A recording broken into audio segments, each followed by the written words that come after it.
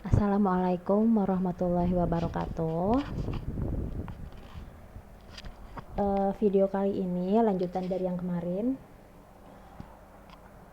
Saya akan menjelaskan mengenai manajemen kredit, yang mana ini juga menjadi salah satu chapter yang menarik gitu ya. Jadi artinya mengenai kredit ini cukup krusial bagi perusahaan, karena tentu risikonya juga cukup tinggi gitu ya terhadap kinerja keuangan perusahaan.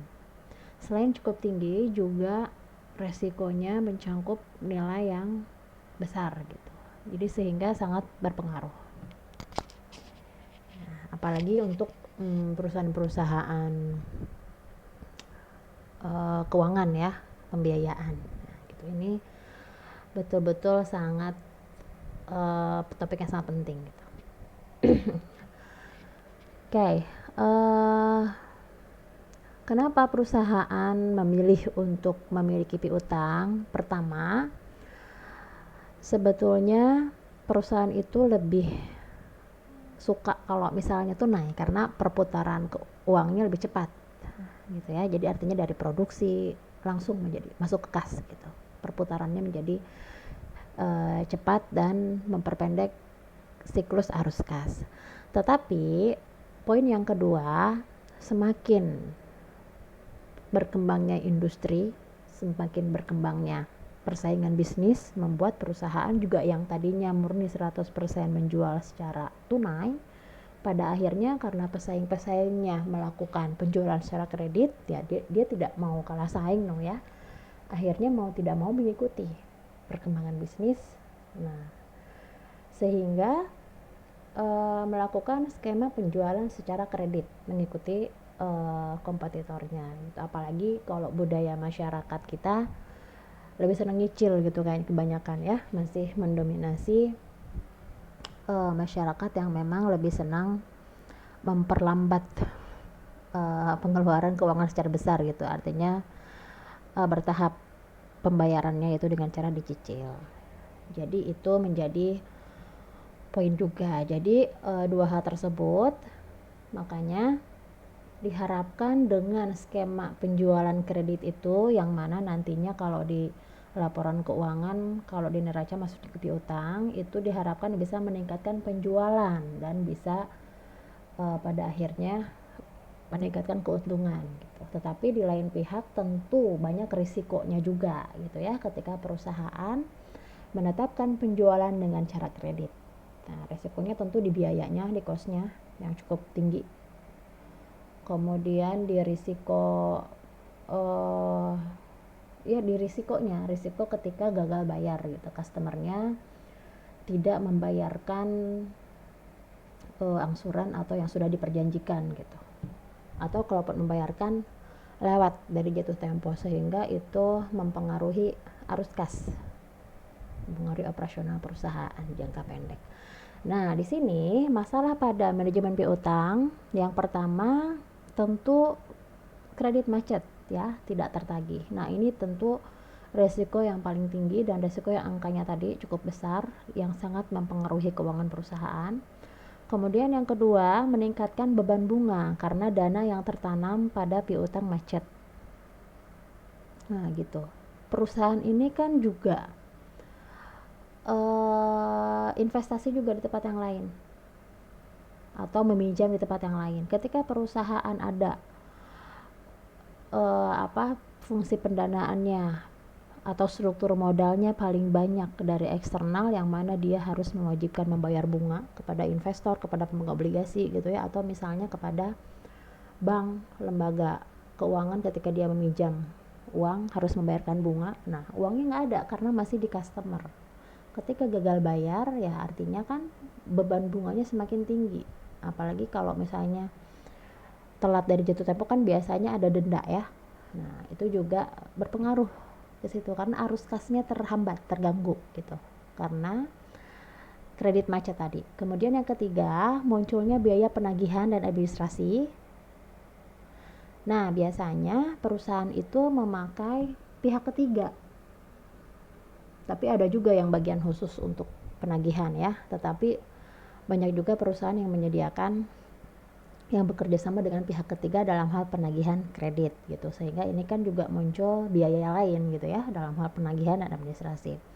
Kemudian hilangnya kesempatan memperoleh pendapatan, ini sudah pasti ya, karena ya gagal bayar tadi gitu. Akhirnya itu resiko yang harus dihadapi perusahaan. Kemudian turunnya kepercayaan dari kreditor dan pemilik ya, karena yang berasal dari uangnya itu terhambat dari customer yang gagal bayar, sehingga mempengaruhi laporan keuangan, kinerja keuangan perusahaan, sehingga perusahaan juga terhambat juga dalam hal membayarkan bunga kewajiban-kewajiban kepada investor, kepada kreditor, kemudian kepada owner gitu ya. Nah itu jadi menghambat yang lain gitu secara jangka pendek.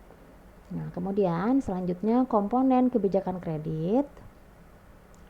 Yang pertama, ini ada 3 poin ya. Yang pertama, persyaratan penjualannya. Nah, di sini persyaratan penjualan, kalau misalnya perusahaan tersebut memang menjual secara kredit, berarti harus dibuat skema periode kredit yang diberikan untuk pelanggan atau untuk customer ya. Jadi poin yang pertama untuk persyaratan penjualan ini, ketika penjualan dengan cara kredit, yang pertama periode kreditnya.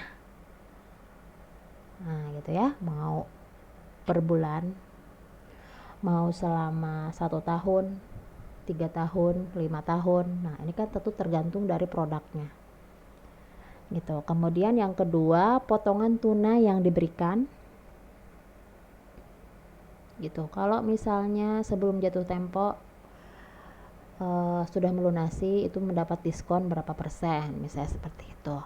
Kemudian bentuk instrumen kredit yang digunakan, nah, gitu ya. Jadi ada 3 poin di sini yang dibuat oleh perusahaan ketika menetapkan penjualan dengan cara kredit gitu. Tadi instrumen itu misalnya bulanan pembayarannya, atau per 3 bulan, atau per 6 bulan, atau per tahun. Kalau periode kreditnya berapa, jadi selama jangka waktu berapa tahun gitu. Ini kan tergantung produknya ya. Kemudian yang kedua, selain persyaratan penjualan kredit, kemudian dilakukan analisis kredit, yaitu untuk menentukan layak tidaknya customer kita mendapatkan penjualan secara kredit gitu. Jadi perusahaan harus menentukan proporsi pelanggan yang akan membayar dan pelanggan yang tidak membayar. Jadi untuk meminimalisir risiko gagal bayar, jadi harus dilakukan analisis kredit terlebih dahulu. Kemudian yang ketiga, kebijakan penagihannya seperti apa gitu. Ini 3 hal yang dipikirkan gitu ya, komponen-komponen yang mempengaruhi, yang harus dikelola gitu dalam hal menetapkan kebijakan penjualan kredit. Nah, di sini piutang itu merupakan investasi juga dalam hal aset lancar ya. Kalau kita lihat di aset lancar, yang paling liquid itu kan kas, kemudian yang kedua surat berharga, yang ketiga piutang, yang keempat baru persediaan gitu. Itu bentuk dari investasi tapi aset lancar. Jadi artinya jangkanya pendek, sangat mempengaruhi operasional perusahaan, jadi tentu harus betul-betul diperhatikan gitu. Nah, piutang ini itu sudah pasti terjual ya barangnya, namun uangnya belum masuk ke perusahaan. Nah, gitu, tinggal dikelola. Jadi artinya ya itu tadi ya skemanya. Tapi kan sudah bisa diperhitungkan gitu, diperkirakan dalam selama 1 bulan setiap hari harusnya ada uang masuk yang berasal dari angsuran pembayaran pelanggan berapa gitu. Jadi tanggal 1 harusnya ada 5 orang yang membayar angsuran, tanggal 2 harusnya ada 30 orang, tanggal 3. Nah gitu, itu kan sebetulnya sudah diperhitungkan gitu, sudah diperkirakan gitu, uang masuk itu seharusnya berapa setiap harinya. Itu juga bagian dari investasi piutang dagang. Makanya biasanya untuk produk yang dijual secara kredit itu harga jualnya lebih tinggi, karena juga risikonya juga tinggi gitu untuk perusahaan, karena kan berarti kepending kan uangnya, yang kalau misalnya tunai langsung dapatnya full banyak, tapi kalau kredit kan berangsur, resikonya juga tinggi, biaya yang dikeluarkan juga tinggi. Kemudian perusahaan juga harus menyisihkan untuk cadangan piutang tak tertagih, berapa persennya gitu ya, itu kebijakan perusahaan masing-masing. Nah di sini investasi dalam piutang dagang dari beberapa perusahaan tertentu pada besarnya penjualan kredit dan rata-rata periode penagihan. Jadi contohnya, jika suatu rata-rata periode penagihan adalah 30 hari, kemudian nilai penjualan kredit per hari 1 juta, maka piutang dagang perusahaan 30 dikali 1 juta 30 juta. Nah, jadi piutang dagang itu rata-rata penjualan per hari dikali rata-rata periode penagihan, rumusnya ya. Oke, sekarang ke komponen yang pertama, persyaratan penjualan kredit. Yang pertama adalah bentuk dasarnya atau skemanya. Di sini ada contohnya persyaratan penjualan 2/10N60. Jadi ini artinya pelanggan tersebut memiliki waktu 60 hari. Jadi jatuh temponya tuh 60 hari dari tanggal faktur pembelian produk ya, untuk membayar penuh jumlah kredit yang diberikan. Jika pembayaran dilakukan dalam jangka waktu 10 hari, maka pelanggan mendapatkan potongan tunai sebesar 2%. Gitu. Jadi misalnya tanggal 1 kita beli. Nah, kita bisa nih waktu kreditnya 60 hari ini jatuh temponya 2 bulanan ya, sekitar 2 bulanan. Nah, kalau misalnya kita tanggal 10 bayar, itu kita dapat diskon 2% dari total harga produk gitu. Potongan tunai 2% ya. Nah, contohnya pembeli order dengan kredit sebesar 1 juta dengan syarat penjualan 2/10 net 60. Apabila pelanggan membayar dalam waktu 10 hari, maka ia hanya membayar 1 juta dikali 1 minus 0,02. Jadi 980.000. Nah, bisa jadi malah harganya sama dengan harga ketika membeli cash tunai, tapi kan ke pending 10 hari gitu ya. Nah, gitu. Nah, ini tergantung perusahaannya. Kemudian yang kedua, periode kreditnya. Jadi, periode kredit merupakan panjang waktu kredit yang diberikan. Komponennya tentu tadi tanggal faktur penjualnya per tanggal berapa, kemudian lama periode kreditnya. Faktor-faktor yang mempengaruhi periode kredit, yang pertama sifat tidak tahan lama dan nilai jaminan. Jadi ini tergantung produknya ya. Ketika misalnya rumah, nah itu kan properti nilainya juga tinggi ya, sudah pasti biasanya jangka panjang ya, 15 tahun, 20 tahun, bahkan ada yang 20 tahun gitu. Tapi kalau misalnya kredit perabotan rumah tangga gitu, panci ya nggak mungkin juga gitu sampai 15 tahun. Ya biasanya kan hanya 3 bulan.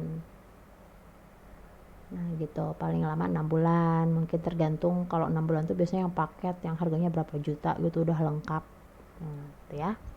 Ini tergantung produknya, juga ketahanan, tahan lama ya. Tentu kalau panci 20 tahun lagi udah beda modelnya, udah usang gitu modelnya ya, harganya juga nggak naik gitu, tidak meningkat. Oke, yang kedua permintaan konsumen. Yang ketiga biaya, kemampuan menghasilkan laba dan standarisasi, risiko kredit, besarnya rekening, persaingan, kemudian tipe pelanggan ya. Ini adalah faktor-faktor yang mempengaruhi periode kredit. Oke, yang kedua mengenai persyaratan penjualan potongan tunai. Alasan mengapa ada potongan tunai tentu mempercepat penagihan piutang. Kemudian cara menaikkan harga kepada pelanggan sehingga dapat memperluas kredit. Nah, ini juga strategi penetapan harga ya tadi ya. Ketika misalnya 1 juta untuk 60 hari, kemudian 10 hari pertama dapat potongan 2%, jadi 980.000. Ya sebetulnya nggak beda jauh gitu dengan cash, bahkan mungkin cashnya hanya 900.000 Nah, bisa jadi ya seperti itu. Jadi ini juga salah satu trik. Pelanggan diuntungkan dengan cara dia ada spend waktu. Kemudian perusahaan juga itu merupakan strategi pricing gitu ya, strategi penetapan harga. Nah, kemudian instrumen kredit merupakan bukti dasar berutang. Jadi kontrak penjualannya sebagai instrumen kredit. Nah, tadi jadi di kontraknya itu jelas per berapa angsurannya, per berapa bulan, dalam jangka waktu berapa lama. Seperti itu ya. Nah, selain persyaratan penjualan kredit, persyaratan penjualan ada yang poin kedua tadi, analisis kredit. Nah, biasanya minimal ada 2 langkah yang dilakukan. Yang pertama, mengumpulkan informasi yang relevan, jadi berupa data-data masa lalu, historis gitu. Laporan keuangannya jika memang pelanggan kita perusahaan, misalnya posisinya bank ya, jadi ketika satu perusahaan mau meminjam dana ke bank, tentu kan bank harus meminta laporan-laporan keuangan perusahaan tersebut minimal 2 tahun 3 tahun. Laporan keuangan, laporan-laporan kredit tentang pembayaran masa lalu kepada perusahaan yang lain, apakah pernah ada masalah. Nah, gitu. Kemudian BI checking ya, jadi laporan terhadap melihat buku rekening gitu di bank. Kemudian pembayaran masa lalu terhadap pernah bermasalah tidak dengan bank yang lain. Nah, gitu ya. Jadi betul-betul dikumpulkan semua informasi berupa laporan-laporan secara administrasi yang selanjutnya dilakukan analisis. Nah, yang kedua, kebijakan pemilihan pelanggan. Kalau ini lebih ke pendekatannya personal, kualitatif ya. Nah, jadi dinilai secara 5C karakter. Jadi biasanya kan dilakukan wawancara, kemudian survei ke lapangan. Nah, gitu. Jadi kan sudah bisa saat itu dilakukan penilaian gitu. Jadi untuk memutuskan apakah layak atau tidak diberikan kredit dari karakternya. Kemudian kapasitas itu kemampuan, kira-kira mampu tidak gitu membayar angsuran sebanyak ini selama berapa tahun kalau dilihat dari keuangannya gitu. Kemudian kapital modalnya berapa, aset-aset yang dimiliki, karena kaitannya dengan resiko ketika misalnya gagal bayar, masih banyak kok asetnya gitu ya. Kemudian jaminan dan kondisi ekonomi. Kondisi ekonomi ini kalau misalnya memungkinkan untuk ACC gitu ya, kondisinya sedang bagus, potensi usahanya ke depan juga sepertinya bagus gitu. Tapi berbeda halnya ketika kondisinya sedang tidak kurang baik, apalagi untuk sektor-sektor usaha yang kayaknya prediksi ke depan malah akan menurun gitu, sehingga itu kan menjadi risiko untuk perusahaan, untuk bank misalnya gitu ya, ketika ada perusahaan mengajukan pinjaman ke bank seperti itu. Oke, nah setelah dilakukan analisis tadi dari data-data, kemudian secara kualitatif, nah kemudian ditentukan. Jadi seperti melakukan riset ya, analis kredit itu. Jadi laporan-laporan yang ada secara kualitatif juga, kemudian dibuat laporan, ditentukan secara diolah datanya gitu, kuantitatif.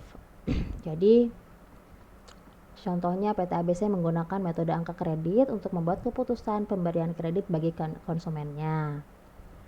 Jadi pemohon kredit itu harus mengisi daftar isian mengajukan permohonan ke perusahaan, kemudian didukung dengan yang data-data sebelumnya juga secara kualitatif tadi, kemudian diperiksa dan dinilai oleh analis kredit. Dari data-data itu kemudian diolah gitu. Setelah itu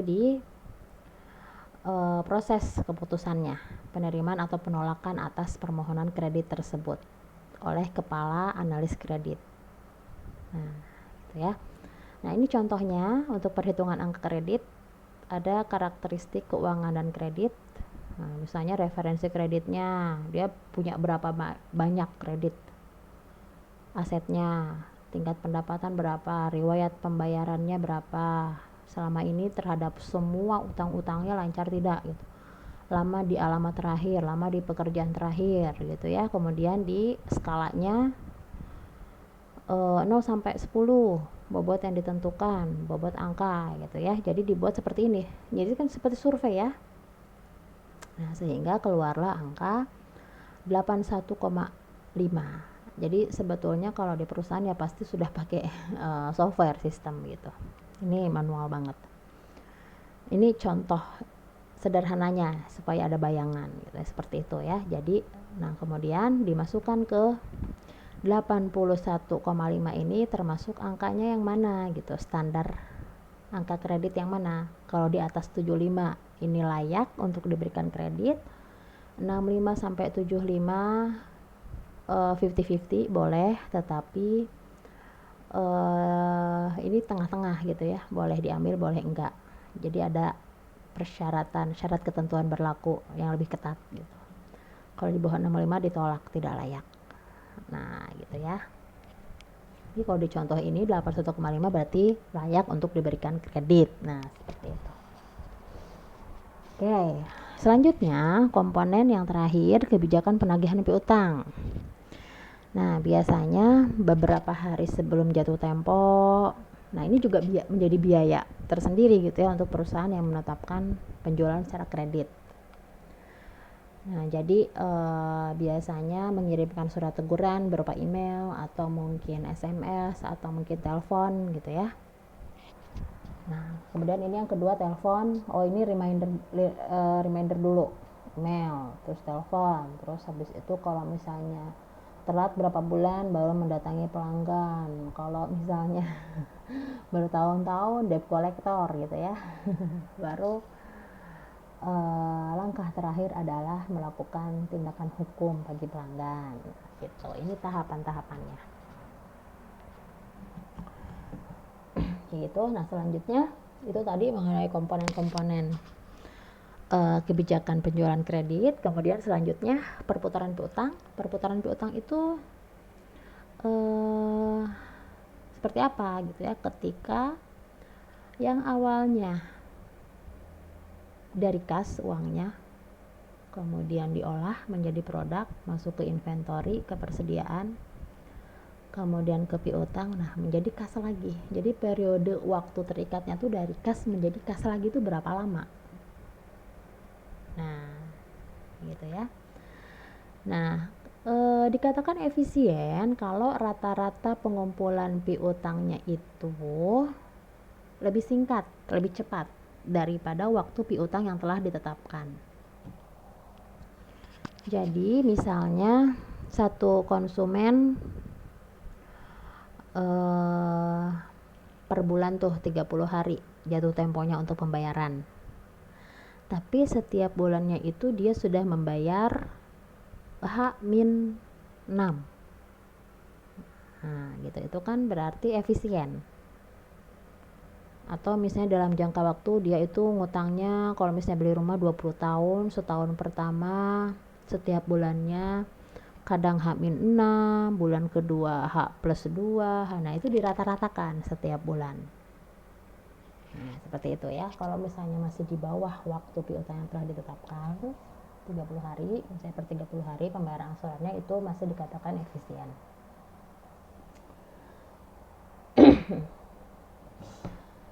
Nah jadi rumusnya rata-rata saldo piutang dibagi penjualan kredit selama 1 tahun dikali 360 hari.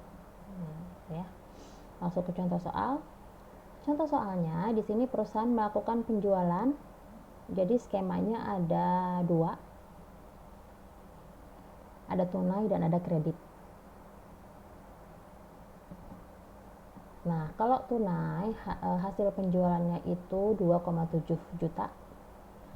Sedangkan perusahaan juga merencanakan melakukan penjualan secara kredit dengan 4 alternatif kebijakan kredit. Yang pertama 210N30, 410N30, 220N30, 210N60. Ya. dengan ramalan tingkat penjualan setiap alternatif masing-masing seperti ini. Untuk skema kredit yang pertama 210 N30 itu 3,015. Ini M ya, M ternyata. M sampai yang terakhir 3,9 M. HPP-nya kalau untuk yang penjualan tunai dari 2,7 M itu HPP-nya 65%-nya. Kalau yang alternatif yang kedua ini 210 30 60%, 65, 60, 65. Gitu ya. Manajer memperkirakan biaya administrasi 375 juta. Untuk kebijakan kredit, biaya penagihannya 75 juta per tahun, tetapi jika persyaratan diperlonggar. Nah, khusus persyaratan 2, 20, 30, dan 2, 10, 60, biaya penagihannya mencapai 175 per tahun. Untuk yang tunai berarti tidak memerlukan biaya penagihan. Biaya piutang ragu-ragu atau cadangan piutang untuk setiap alternatif kreditnya dari yang alternatif pertama sampai yang terakhir 24,120 juta sampai 78 juta. Gitu ya. Jadi ini cadangan yang dari total penjualan yang harus disisihkan oleh perusahaan untuk meminimalisir risiko ketika gagal bayar. Urutan persyaratan rata-rata periode tagih tadi jadi dilakukan riset terlebih dahulu rata-rata pengumpulan piutangnya berapa lama. Untuk tunai tidak ada, RPT-nya alternatif pertama sampai terakhir 40 hari, 30, 45, 72. Bunga pinjamannya 20%. Ya. Maka hitunglah besarnya piutang berapa totalnya, besarnya biaya investasinya berapa. Kemudian menyusun proyeksi laba rugi untuk setiap kebijakan kredit. Dan ditentukan yang paling optimal yang mana gitu, untuk setiap masing-masing skemanya. Yang pertama dihitung besar piutangnya dan biaya investasinya. Oke, semua datanya dimasukkan ke dalam tabel persyaratan kredit dari mulai tunai sampai yang kredit skema pertama sampai terakhir, RPT-nya, kemudian total proyeksi penjualannya ya dimasukkan. Nah, baru dihitung besaran piutangnya berapa, yaitu dengan rumus penjualan dibagi dengan per 1 tahun ya, 360 dibagi RPT 40, jadi 335 juta. Pun dengan yang skema kredit yang kedua sampai yang terakhir gitu ya. Jadi dari total proyeksi penjualan selama tahun dibagi dengan 360 jumlah hari dalam setahun dibagi RPT. Ini kan RPT-nya lain-lain ya. Nah, ini sesuai dengan di soal. Nah, biaya investasinya 12% bunganya dari piutang. Berarti yang kedua ini, skema yang kedua ini 40.200.000 berasal dari 12%-nya dari biaya besarnya piutang. Itu sama dengan yang lainnya dihitung juga. Oke, setelah diketahui biaya piutang dan biaya investasinya, baru kita masukkan ke laporan keuangan. Nah, ini setiap alternatif ya, setiap skema. Kemudian yang pertama kita buat laporan laba rugi nih. Proyeksi penjualannya berapa? HPP-nya kisaran 60 sampai 65%. Ini masing-masing soal ya. Lain-lain tadi ada 65, 60, 65, 60, nah gitu. Dikali dengan penjualan. Baru dikurangkan, baru ada laba kotor. Oke. Setelah itu dikurangi biaya administrasi. Kalau administrasi semuanya nih, administrasi. Kemudian biaya penagihan. Nah, tadi penagihan lain-lain ya. Yang 220 30, 210 60 kan 175. Yang dua pertama 75 tunai tidak ada penagihan. Biaya piutang ragu-ragunya dimasukkan juga, baru dikurangkan semua total biayanya berapa, ditambahkan total biayanya berapa gitu ya. Ini total biayanya untuk masing-masing alternatif. baru dihitung laba sebelum bunga dan pajak. Nah, berarti kan ini laba kotor 945 dikurangi 375 ini. Untuk yang kedua 1206 dikurangi 474 ini berarti ya. Oke. Setelah itu baru dikurangkan dengan biaya investasi pada piutang. Nah, ini dari sini biaya investasi untuk piutang, berarti yang tunai nggak ada ya. Oke. Baru setelah itu diketahui laba sebelum pajaknya berapa. Itu 570, 691 dan seterusnya. Setelah itu diurutkan. Yang paling besar labanya sebelum pajak itu alternatif yang mana? Ternyata yang 41030, 21030, 22030, 21060, baru yang terakhir tunai. Kira-kira seperti itu ya. Jadi tentu setiap perusahaan itu tidak jadi nggak bisa seenaknya gitu. Ya udah kita pakai kredit per bulan gitu, enggak. Jadi semua ada perhitungannya.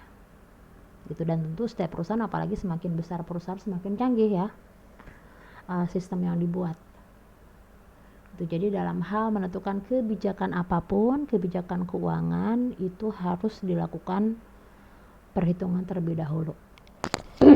Gitu. Nah, kira-kira seperti ini ya penjelasan mengenai manajemen kredit, mudah-mudahan bisa dipahami. Ini sudah masuk ke TB2 sepertinya ya. Oke, terima kasih. Wassalamualaikum warahmatullahi wabarakatuh.